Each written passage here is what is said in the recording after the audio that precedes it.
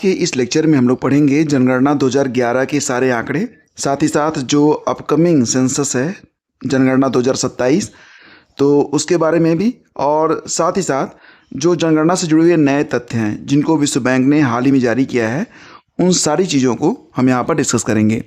तो वीडियो बहुत ही इंपॉर्टेंट है और बहुत ही इन्फॉर्मेटिव है, तो बने रहिए हमारे साथ और ध्यान से देखिए। देखो दोस्तों, जैसा कि आप लोग जानते हैं कि 2025 की जो जनगणना है ये फ़िलहाल अब 2027 में जाके पूरी होने वाली है। ठीक है, तो यहाँ पर जो जनगणना होने जा रही है ये 2 चरणों में पूरी होगी। अब आपको लगेगा कि 2 चरण, तो पहले चरण कब से होंगे? तो देखो दोस्तों, सबसे पहले जो पहाड़ी क्षेत्र हैं तो वहाँ पर जनगणना जो है वो आयोजित की जाएगी। और इस एरिया में अगर बात करें, जैसे कि आपका लद्दाख वाला एरिया हो गया, जम्मू और कश्मीर वाला एरिया हो गया, साथ ही साथ हिमाचल प्रदेश वाला एरिया हो गया और उत्तराखंड वाला, तो यहाँ पर 1 अक्टूबर 2026 से जनगणना का कार्य स्टार्ट होगा।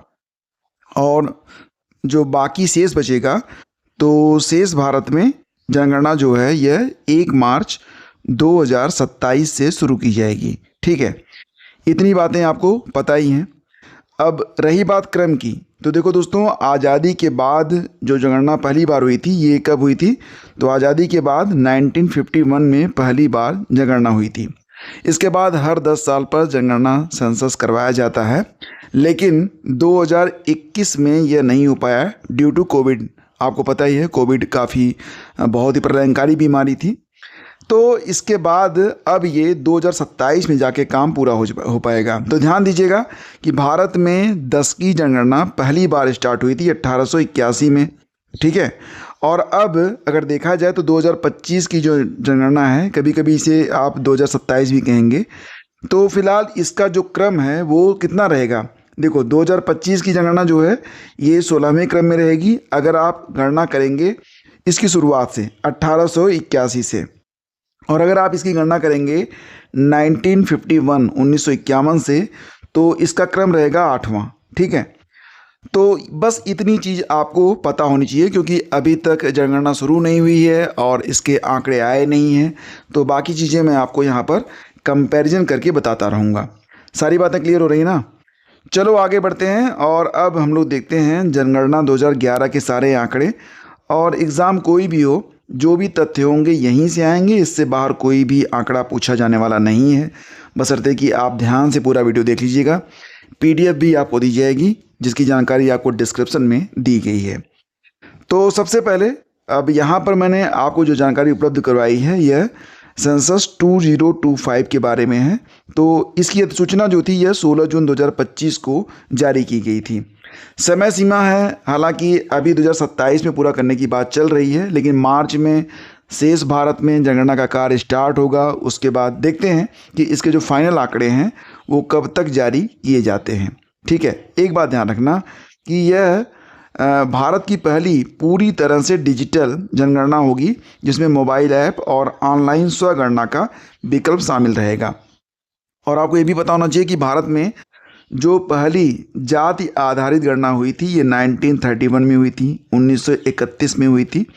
तो अब क्या है कि 2025 की जो जनगणना होगी इसमें भी जातिगत जनगणना जो है वो शामिल कर लिया गया है।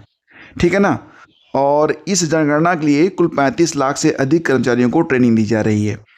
तो सारी बातें यहाँ पर बस समाप्त होती हैं। अब जो भी आंकड़े आएंगे तब हम इसे देखेंगे, लेकिन फ़िलहाल अब शुरू करते हैं आपका मेन टॉपिक कि जो जनगणना हो रही है वो कब से हो रही है, क्या हो रही है, सारी चीज़ें आइए ठीक से समझते हैं। ठीक है, तो बात करते हैं इसका। देखिए, जो पहला चरण था, ठीक है, जनगणना के जो चरण होंगे, तो पहला चरण यानी कि 2027 के बारे में अब बात हो रही है। तो पहले चरण में मकान सूचीकरण और आवास गणना करवाई गई, और दूसरा चरण होगा जनसंख्या और जाति गणना वाला। खैर, थोड़ा सा आगे बढ़ते हैं और अब भारत में बात करते हैं कि सर्वप्रथम जनगणना जो थी वो करवाई गई थी लॉर्ड मेयो के समय में 1872 में। ठीक है, हालांकि ये जनगणना यूं ही थी, मतलब इसके आंकड़े कोई बहुत इंपॉर्टेंस नहीं रखते हैं और ना इसके बारे में कभी पूछा गया। लेकिन 10 की जनगणना जो थी वो शुरू होती है 1881 से 1881 से, और उस समय लॉर्ड रिपन के समय में यह जनगणना करवाई गई थी। तो कई बार एग्ज़ाम में ये प्रश्न आता है। तो 1872 वाली जो जनगणना हुई थी उस समय वायसराय कौन था? लॉर्ड मेयो था। और 1881 वाले में लॉर्ड रिपन था। ये बातें बिल्कुल आपको पता होनी चाहिए, ठीक है। इसके बाद दोस्तों आगे बढ़ते हैं। बाकी की जो चीज़ें हैं वो आपके लिए बिल्कुल बहुत ही सरल भाषा में मैं आपको बताने वाला हूँ। 1881 की जब जनगणना हुई थी तो उस समय जनगणना आयुक्त जो थे वो WC प्लॉडन थे, WC प्लॉडन। और ध्यान रखिएगा कि 1921 की जो जनगणना हुई थी भारत में 1921 में, तो ये ग्रेट डिवाइड ईयर के नाम से जाना जाता है। एग्ज़ाम में ये प्रश्न कई बार पूछा गया है, तो बिल्कुल आपको पता होना चाहिए, ठीक है। अब इसे महाविभाजक वर्ष क्यों कहा गया?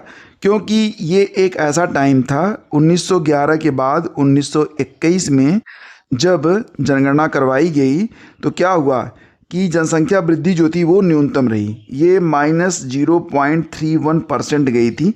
मतलब जो आपका 1911 की तुलना में 2021 की जो जनसंख्या थी वो कम हो गई थी।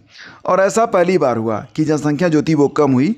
2021 के बाद से क्या होता है कि लगातार हमारी जो जनसंख्या है वो बढ़ रही है ग्राफ में, मतलब कम नहीं हो रही है, ठीक है। और 2011 की जनगणना मैंने आपको बताया था कि इसका क्रम 15वां था, और अब जो होने वाली है ये 16वां क्रम रहेगा 2025 की, ठीक है। और इसी के साथ थोड़ा सा और ध्यान रखिएगा कि 2011 की जनगणना जो थी वो आज़ादी के बाद 7वीं थी, और अब 2025 वाली जो जनगणना है ये आज़ादी के बाद 8वीं होने वाली है, ठीक है। अब कुछ अनुच्छेद के बारे में, ठीक है, जैसे कि जनगणना संबंधी जो अनुच्छेद है वो 246 है। आर्टिकल 246 के अंतर्गत जनगणना का उल्लेख संविधान में किया गया है, और यह एक संघीय विषय है। इसका उल्लेख जो है वो 7वीं अनुसूची में दिया गया है, क्रमांक 69 पर 69 में। और सरदार पटेल द्वारा जो जनगणना अधिनियम पेश किया गया था 1948 में पेश किया गया था, ठीक है ना। और इसका जो नोडल मंत्रालय होता है दोस्तों ये गृह मंत्रालय होता है। गृह मंत्रालय के अंतर्गत महारजिस्ट्रार और जनगणना आयुक्त कार्यालय ही जो जनगणना होती है उसके लिए जिम्मेदार होता है। विशेष बिंदु देख लेते हैं जो कि बहुत ही इंपॉर्टेंट है, जैसे कि जेम्स प्रिंसेप ने इलाहाबाद में कब? 1824 में, और बनारस में 1827 से लेकर 28 तक। 1824, फिर उसके 3 साल के बाद 1827-28 में जनगणना करवाई थी। किसने करवाया था? जेम्स प्रिंसेप ने। सर्वप्रथम जनगणना जो दुनिया में हुई थी, ये इंपॉर्टेंट है, हालांकि एग्ज़ाम के लिए बहुत ज़रूरी नहीं है, लेकिन बिकॉज यू आर एस्पिरेंट तो आपको पता होना चाहिए। तो सबसे पहले दुनिया में जो जनगणना का काम हुआ ये स्वीडन में हुआ था। कब हुआ था? 1749 में सबसे पहले दुनिया में स्वीडन में जनगणना करवाई गई। और 10 की जनगणना कि 10 साल में जनसंख्या कितनी बढ़ रही है, ये काम दुनिया में सबसे पहली बार करवाया गया था अमेरिका के द्वारा। कब? 1790 में, ठीक है ना। देखो फ्रेंड्स, इसके बाद हम आगे बढ़ें तो जनगणना के प्रमुख ऐतिहासिक बिंदुओं पर चलते हैं। जैसे कि आपको पता ही है कि 1981 से भारत में 10 की जनगणना की शुरुआत होती है। तो 1981 की भारत में जो जनगणना हुई तो पूरे ब्रिटिश भारत में यह करवाई गई थी, लेकिन उसमें कश्मीर, फ्रेंच और पुर्तगाली उपनिवेश जो थे उनको छोड़ के करवाया गया, क्योंकि उस समय भारत में बहुत सारे हिस्से ऐसे भी थे जो कि फ्रांसीसियों के और पुर्तगालियों के कब्जे में थे। तो वहाँ पर अंग्रेज जो थे वो कैसे करवा पाते? तो करवा ही नहीं पाते, ठीक है। हालांकि बाकी जो ब्रिटिश के कब्जे में जितना भी भारत था उसमें यह गणना करवाई गई थी। इसके बाद 10 साल के बाद 1891 में स्थितियाँ थोड़ी सी बदल गईं, तो वर्तमान बर्मा के ऊपरी हिस्से कश्मीर और सिक्किम भी इसमें शामिल कर लिए गए। फिर इसके 10 साल के बाद 1901 की जो जनगणना हुई इसमें बलूचिस्तान को भी शामिल कर लिया गया। बर्मा पूरा जो है इसमें शामिल कर लिया गया था, जो कि 91 में केवल इसका ऊपरी हिस्सा था, तो पूरा बर्मा इसमें शामिल कर लिया गया। इसके बाद इसमें अंडमान निकोबार भी, कश्मीर सब शामिल कर लिए गए थे 1901 में 1901 की जनगणना में, ठीक है। और 1901 की जनगणना 1921 के बारे में बात करते हैं। तो 1921 की जो जनगणना हुई दोस्तों, तो इसमें बेसिकली 0.31% की 10 की गिरावट दर्ज की गई 1911 की तुलना में, और इसे महान विभाजक वर्ष कहा गया। ये इंपॉर्टेंट क्वेश्चन है, बहुत बार एग्जाम में पूछा गया है, आपको पता होना चाहिए। फिर इसके बाद आता है 1931 की जनगणना, पहली बार जाति आधारित जनगणना ये थी, तो ये भी आपके लिए ज़रूरी है 1931 में। और अब आप देखेंगे तो 2025 की जो जनगणना होने जा रही है इसमें भी जाति आधारित जनगणना जो है वो शामिल की गई है। तो 1931 के बाद अगर कहें तो ये पहली बार ऐसा हो रहा है। थोड़ा सा और आगे बढ़ते हैं। देखो 1951 की नवीं जनगणना, यानी कि 1881 से अगर आप कैलकुलेट करेंगे तो फिर 1951 की जो जनगणना हुई आज़ादी के बाद, यह पहली जनगणना थी, लेकिन क्रम से देखा जाए तो यह नवीं जनगणना थी। इसमें जो मुख्य बातें थी वो इस प्रकार से थी कि आज़ादी के बाद यह पहली जनगणना जिसमें जम्मू कश्मीर लेकिन शामिल नहीं था। जम्मू कश्मीर उसमें क्या था, विवादित था। तो दोस्तों यहाँ पर क्या था कि 1951 की जो नौवीं जनगणना थी, आज़ादी के बाद जो पहली जनगणना हुई थी, तो उस समय भारत में साक्षरता दर बहुत ही निम्न स्तर पर थी, मात्र 18%। अफसोस की बात है ना। इसके बाद जनसंख्या कितनी थी, तो लिंगानुपात उस समय 946 था।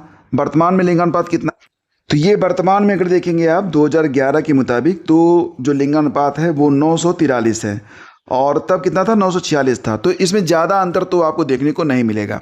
ग्रामीण क्षेत्रों में जो लिंगानुपात है 2011 वाले के जो जनसंख्या हुई थी उसके मुताबिक, तो ये 949 है, और शहरी क्षेत्रों में यह 929 है। मतलब अगर देखा जाए तो गांव जो हैं वो बेहतर हैं शहरों की अपेक्षा।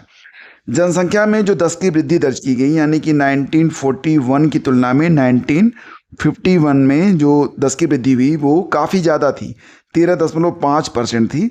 जीवन प्रत्याशा 32 साल थी। बहुत ही अफसोस की बात है कि उसमें जो जीवन प्रत्याशा थी वो मात्र 32 साल थी 1951 की जनगणना के मुताबिक। जबकि दोस्तों अगर हम बात करें 2011 की जो जनगणना हुई तो इस समय जो जीवन प्रत्याशा थी ये लगभग 65.5 वर्ष है। ठीक है, तो आप देख रहे हैं कहाँ 1951 में जीवन केवल 32 वर्ष था एवरेज, और अब 65.5 साल है, जो कि लगातार बढ़ ही रहा है। ठीक है, हालांकि पुरुषों की जो उम्र है वो महिलाओं से कम बताई गई। 2011 की जनगणना में कहा गया कि जो पुरुष हैं वो केवल लगभग 62.6 वर्ष, और महिलाएं जो हैं वो 64.2 वर्ष तक जीती हैं। मतलब ये एवरेज था, कम ज़्यादा तो हो सकता है P2P, पर्सन टू पर्सन। ठीक है, सारी बातें स्पष्ट हो रही हैं। चलिए आगे बढ़ते हैं और अब बात करते हैं 1971 की जनगणना। मतलब ये जनगणना काफ़ी इंपॉर्टेंट है। 61 की बात नहीं करेंगे, सब कुछ ठीक ठाक था उसमें। 1971 की जो जनगणना हुई दोस्तों, यह क्रम में 11वीं थी, और वैसे देखा जाए तो तीसरी थी।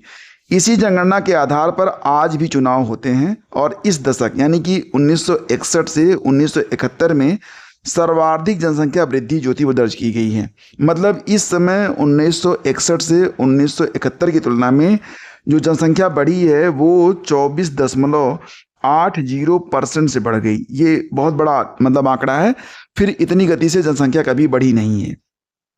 फिर बात करते हैं 1981 की जो जनगणना हुई, तो इसमें जनसंख्या वृद्धि कितनी रही, 24.66। लगभग जनसंख्या जो थी बहुत तेजी से बढ़ रही थी। हालांकि 80 से मात्र यह 6.66 हो गया, तो लगभग 24% दोनों में जनसंख्या वृद्धि थी, हालांकि कम हो रही थी। दोस्तों इसके बाद बात करते हैं 1991 की जो जनगणना हुई, उसमें क्या आंकड़े सामने आए कि इसमें एक बड़ा बदलाव ये किया गया। पहले क्या था, पहले 4 वर्ष से अधिक उम्र का जो भी बच्चा होता था, अगर वो पढ़ा लिखा है तो साक्षर में काउंट होता था। लेकिन 1991 में नियम ये बना कि अब 7 वर्ष से अधिक के जो लोग होंगे केवल उन्हें ही साक्षर के तौर पर गिना जाएगा, अगर वो पढ़ाई लिखाई किए हैं। तो उम्र जो थी वो 4 साल से बढ़ाकर 7 साल कर दी गई। कब, 1991 की जनगणना में। अब दोस्तों बात करते हैं कुछ और भी महत्वपूर्ण बिंदुओं के बारे में। जैसे देखो कि वर्तमान में जो 2025 की जनगणना होने जा रही है, इस समय हमारे जो जनगणना आयुक्त हैं वो कौन है, मृत्युंजय कुमार नारायण होंगे। ठीक है, लेकिन 2011 में कौन थे, तो सी चंद्रमौली थे। हालांकि दोनों याद रखना, सी चंद्रमौली और मृत्युंजय कुमार नारायण, ये देखो कहानी की तरह है, आपको बिल्कुल रट जाएगा, आप 1-2 बार वीडियो देख लेंगे बस। 2011 की जो जनगणना हुई उस समय जो मस्कट बनाया गया, शुभंकर बनाया गया, यह थी प्रगणक शिक्षिका। यह प्रगणक शिक्षिका जो कि आप देख पा रहे हैं, एक तरफ एक बैग है और ड्रेस आप देख सकते हैं, और हाथ में क्या है, एक डायरी है और एक टैबलेट है। तो ये आप ध्यान रखिएगा। प्रकरण शिक्षिका जो थी ये शुभंकर मास्कट बनाई गई थी 2011 की जनगणना में, ठीक है ना। आगे बढ़ते हैं, बात करते हैं आदर्श वाक्य 2011 की जनगणना का जो मोटो था वो थी हमारी जनगणना हमारा भविष्य। और भारत की जनगणना का विश्व में प्रतिशत कितना बताया गया, 17.5%। ठीक है, ये ध्यान रखना, 17.5%। कुल जनसंख्या कितनी बताई गई, तो लगभग वर्तमान में कितनी हो गई है, यह 142 करोड़ बता रहे हैं, लेकिन और भी बढ़ गई है। अभी मैं आगे आपको लेटेस्ट डेटा दे रहा हूँ। तो फिलहाल 2011 में जो फाइनल डाटा आया था तो उसमें ये बताया गया कि भारत की जो जनसंख्या है वो कितनी हो गई है, 1,21,08,54,977। तो 1,21,00,00,000 के लगभग जनसंख्या जो थी वो 2011 में बताई गई थी। तो 10 सालों में अब 15 साल हो चुके हैं, जनसंख्या तो बढ़ी ही है। वर्तमान में देखा जाए तो हम पूरी दुनिया में चीन को हमने पीछे छोड़ दिया है। जो जनगणना की रिपोर्ट आई है यूनाइटेड नेशन की ओर से, तो उसमें ये बताया गया है। फिलहाल थोड़ा सा आगे बढ़ते हैं। देखिए यहाँ पर जो सारे बिंदु मैं आपको बता रहा हूँ ना, एग्ज़ाम पॉइंट ऑफ व्यू से बहुत इंपॉर्टेंट हैं और किसी भी अन्य चैनल पर आपको ये जानकारियाँ इस तरीके से आपको नहीं मिलेंगी। देखो, पुरुष जनसंख्या का प्रतिशत बताया गया था 51.47%। पुरुष कितने थे 2011 की जनगणना में, तो 51.47%। महिलाएं जो थी वो 48.53% थी और लिंगानुपात 943 का रहा। अभी मैंने आपको बताया था 1951 में 946 था। शिशु लिंगानुपात कितना रहा, 919 रहा। ग्रामीण जनसंख्या यह 68.80%, लगभग 69% जनसंख्या जो है यह गांव में रहती है। बाकी देखा जाए तो 31.2% जनसंख्या जो है ये शहर में रहती है। ठीक है, एग्जैक्ट डेटा 31.2% और 68.1% का है, तो इसको भी आप थोड़ा सा देख लीजिएगा। साक्षरता दर, पूरे भारत में साक्षर लोग कितने हैं, तो कहा गया कि पूरी जनसंख्या के लगभग 74% लोग जो हैं वो अंतिम आंकड़ों के हिसाब से साक्षर हैं। इसमें पुरुषों की साक्षरता ज़्यादा थी, 82.14% जो पुरुष हैं वो पढ़ लिख सकते हैं, जबकि महिलाओं में 65.46% जो महिलाएं हैं वो पढ़ लिख सकती हैं। ठीक है ना। जनघनत्व मतलब 1 वर्ग किलोमीटर 1 किलोमीटर लंबा 1 किलोमीटर चौड़ा, ये जो एरिया बनेगा इसमें रहने वाले लोग कितने हैं, 382 बताया गया। तो फिलहाल तो अब क्योंकि जनसंख्या बढ़ गई है तो ये भी बढ़ गया होगा, लेकिन 2011 में यही चीज़ बताई गई थी। धार्मिक जनसंख्या में देखा जाए दोस्तों तो सबसे अधिक हिंदू थे। हिंदुओं का परसेंटेज जो था वो 79.8% था। यह पहली बार था कि हिंदू जो थे वो 80% से कम हो गए थे। ठीक है, मुस्लिम जो थे वो 14.2% थे, इनकी संख्या भी लगातार बढ़ रही है। ईसाई भी 2.3% हैं, ये भी थोड़े से बढ़े हुए हैं। सिख 1.7%, बौद्ध 0.7%। सबसे कम जो धर्म के मानने वाले लोग हमारे देश में हैं वो जैन हैं और इनकी ज़्यादातर जो आबादी है वो शहरों में पाई जाती है। 2011 के मुताबिक इनकी संख्या 0.4% थी ओनली। ठीक है, और 0.24%, ठीक है, बहुत कम लोगों ने 0.24% लोगों ने कहा कि हम किसी धर्म को नहीं मानते, उन्होंने अपना धर्म नहीं बताया। ठीक है, चलो थोड़ा सा और आगे बढ़ते हैं। सर्वाधिक जनसंख्या वाला जिला ये ठाणे महाराष्ट्र का था, यहाँ पर जनसंख्या सर्वाधिक थी। सबसे कम जनसंख्या जो थी यह दिबांग घाटी की थी, जो कि अरुणाचल प्रदेश में है, हालांकि ये भी एक जिला है। तो सबसे अधिक जनसंख्या वाला जिला यह ठाणे है, सबसे कम जनसंख्या वाला जिला दिबांग घाटी को डिक्लेयर किया गया था 2011 में। ठीक है, सर्वाधिक जनसंख्या वाले जो 5 राज्य हैं तो इसमें सबसे अधिक जनसंख्या में उत्तर प्रदेश जो है वो टॉप पर है। उत्तर प्रदेश की जनसंख्या पूरे देश में सभी स्टेट में सर्वाधिक थी, मतलब 16.51%। पूरे भारत की आबादी जितनी है उसकी लगभग 16.5% आबादी जो है उत्तर प्रदेश में निवास करती है। दूसरे स्थान पर महाराष्ट्र आता है, तीसरे स्थान पर बिहार आता है, चौथे स्थान पर पश्चिम बंगाल है, 5वें स्थान पर है आंध्र प्रदेश। ठीक है, नेक्स्ट दोस्तों आपका, अब आपको लग रहा होगा यहाँ पर कि चीज़ें आपको याद कैसे होंगी। बिल्कुल याद हो जाएंगी, चिंता मत करना। आप वीडियो को 2-3 बार देख लेना या फिर PDF से इसकी 2-3 बार रिवीजन कर लेना। बिल्कुल कहानी है, ठीक है, जब आप खुद से पढ़ेंगे आपको याद हो जाएगा। लेकिन पहले कुछ चीज़ें बता रहा हूँ उसको आप सुन लो। सर्वाधिक जनसंख्या वाले केंद्र शासित प्रदेश कौन से हैं, तो यहाँ पर बात हो रही है कि सर्वाधिक जनसंख्या वाले जो यूटीज हैं। ठीक है, तो ये कौन कौन से हैं, तो सबसे अधिक जो जनसंख्या है जिस यूटी की उसका नाम है दिल्ली, दूसरे स्थान पर आता है पुडुचेरी, तीसरे स्थान पर आता है चंडीगढ़। और न्यूनतम जनसंख्या वाले जो राज्य हैं तो इसमें आता है सबसे कम जनसंख्या जो है ये कहाँ की है, तो सिक्किम की है। सिक्किम की जनसंख्या दोस्तों ये सबसे कम बताई गई, ठीक है। इसके बाद दूसरे स्थान पर आता है आपका मिजोरम। सिक्किम के बाद जनसंख्या थोड़ी सी ज़्यादा है मिजोरम की। तीसरे स्थान पर अरुणाचल प्रदेश है, चौथे स्थान पर गोवा है, पांचवें स्थान पर है आपका नागालैंड, ठीक है। इसके बाद दोस्तों यहाँ पर देखेंगे न्यूनतम जनसंख्या वाले केंद्र शासित प्रदेश। तो अभी हमने क्या देखा कि जो स्टेट हैं, स्टेट में टॉप पर कौन है, तो स्टेट में दोस्तों जैसा कि आपने देखा कि दूसरे स्थान पर मिजोरम है, पहले स्थान पर सिक्किम है, अरुणाचल प्रदेश टॉप पर है, सॉरी थर्ड पर है, टॉप थर्ड में आता है अरुणाचल प्रदेश।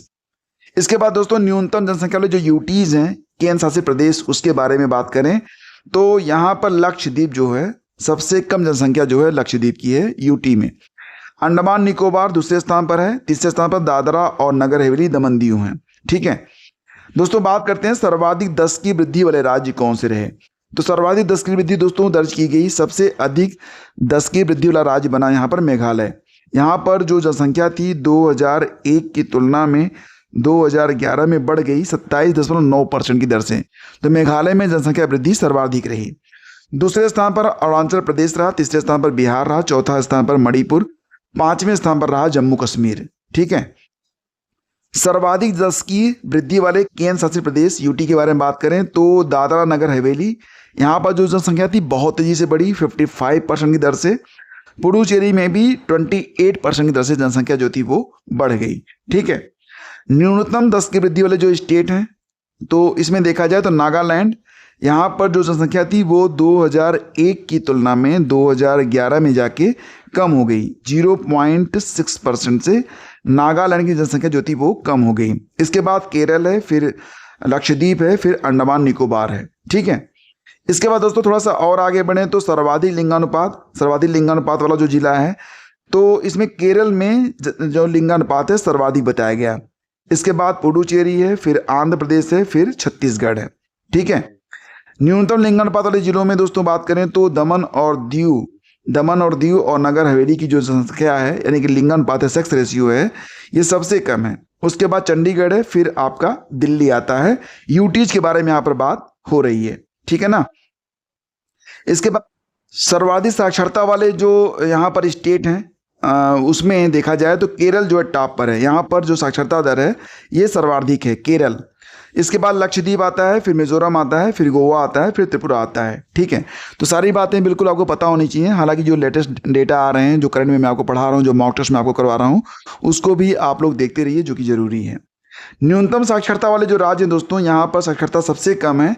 तो उसके बारे में बात करें तो बिहार में साक्षरता दर सबसे कम दर्ज की गई है। सबसे कम साक्षरता जो है बिहार में है, फिर अरुणाचल में है, फिर राजस्थान तीसरे स्थान पर है, झारखंड चौथे स्थान पर, आंध्रा पांचवें स्थान पर, छठे स्थान पर आता है आपका जम्मू कश्मीर यूटी में, ठीक है। सर्वाधिक पुरुष साक्षरता के मामले में केरल टॉप पर है, दूसरे स्थान पर लक्षद्वीप आता है, तीसरे स्थान पर मिजोरम आता है।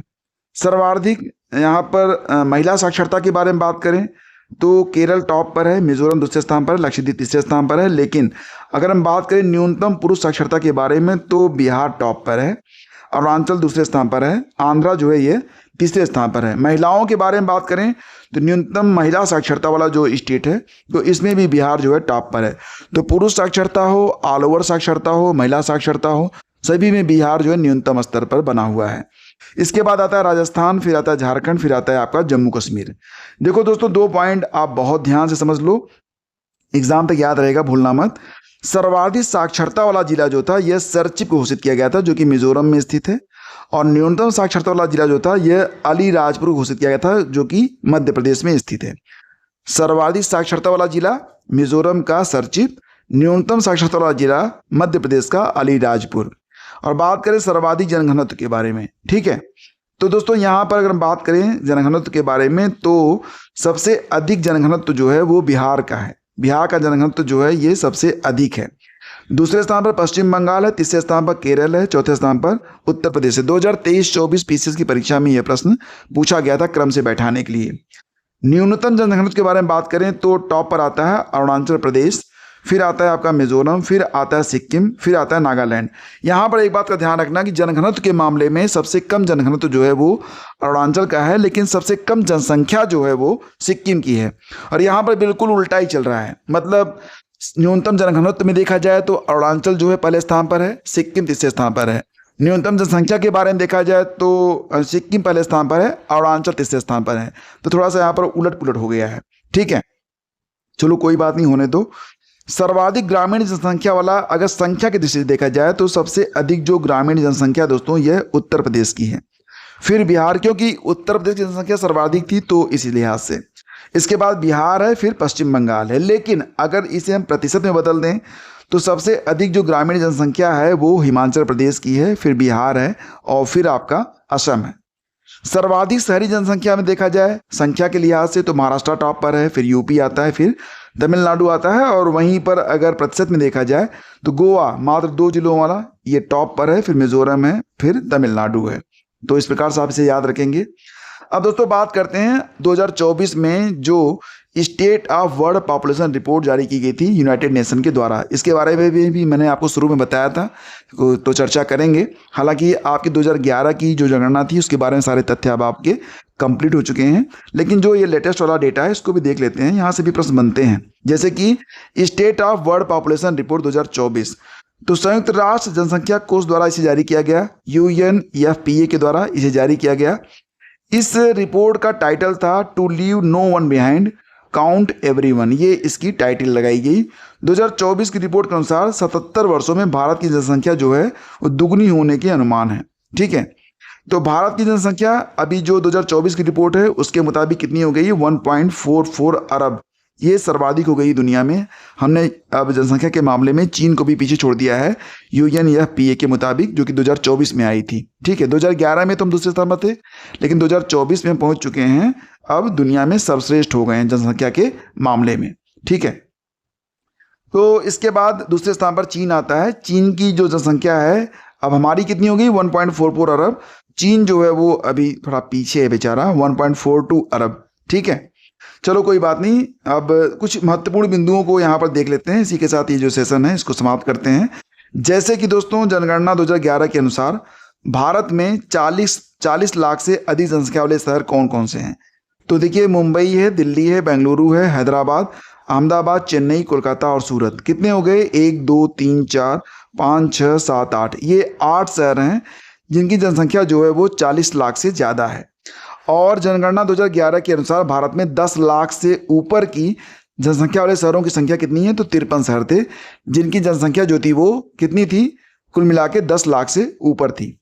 माल्थस की एक थ्योरी के बारे में भी अक्सर पूछा जाता है। माल्थस जो कि यूनाइटेड किंगडम का था, उसने जनसंख्या का सिद्धांत दिया था, प्रिंसिपल ऑफ पॉपुलेशन। कब दिया था, 1978 में दिया था। दोस्तों इस प्रकार से ये पूरा का पूरा जो आपका चैप्टर है कंप्लीट होता है। और अगर इसकी PDF आपको चाहिए तो आप पेड ग्रुप से जुड़ सकते हैं।